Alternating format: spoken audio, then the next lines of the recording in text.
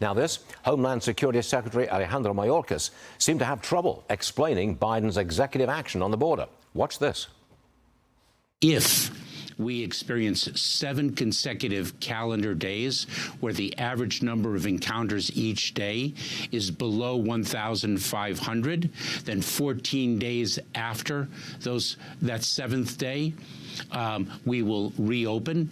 And if in fact the number of encounters thereafter is 2,500 or more on average for 7 consecutive days, we have the authority to again implement this bar. Okay, you got that? Are we the wiser now? The president of the National Sheriff's Association, Sheriff Greg Champagne, joins me now. Do you understand the details of this executive action? It's very complicated. We can't work it out. Can you? Well, first off, Stuart, good morning, and thank you for having me on. It's a pleasure to come in here and speak on behalf of the over 3,000 sheriffs of the country.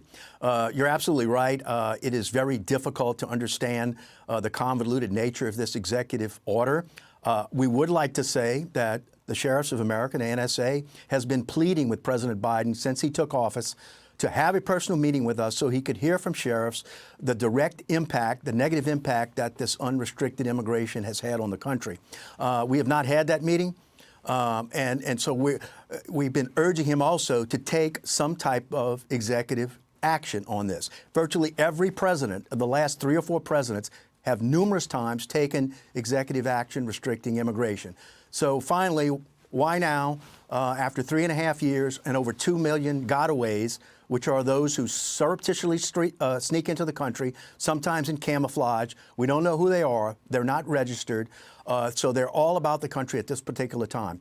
We are having difficulty making heads or tails of the executive order. It's very convoluted, and we believe that's by design. The question is going to be enforcement. Is it even enforceable? Are they going to make a serious attempt to enforce it? So it's kind of a wait-and-see approach, but we're not very optimistic that there's going to be any real change at this point. It was supposed to go into effect at midnight last night, supposed to at least. I don't suppose you've seen any change yet, have you? Well, not yet. And I daily speak and text with sheriffs along the Texas and Arizona border about the issues. I mean, I don't think we're going to see a change today. Time will tell. But again, we're not optimistic. The discussions we've had with some of the president's top advisors, who at least will get a meeting once a year or so with them, basically, they have no inclination to really halt the wave of immigration. In fact, it was explained to us that we should be thankful that we are living in a time to witness the greatest migration in world history, which was kind of astounding. But they're not really interested, from what we understand, about really restricting immigration. And it's not that we're against immigration. We're just against the side effects, the danger it presents to the country, especially by these gotaways who could be criminals, convicted individuals from other countries. And we don't know who they are. We don't know where they are. We don't know what they're planning. So it's a wait and see. We're certainly hopeful because the sheriffs, especially along the border, are at their wits' end.